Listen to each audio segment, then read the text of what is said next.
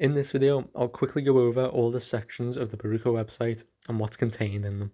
Here in the Home tab, you can see short summaries of important data relevant to your account, such as personal info, overdue invoices, support tickets, news, active products, and a text box for you to quickly register a new domain.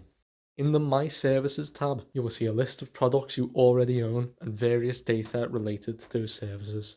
From the sidebar, you can purchase new products and view add-ons.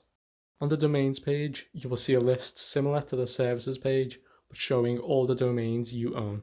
From the sidebar, you can renew a domain, register a new domain, or transfer an already existing domain to Barruko.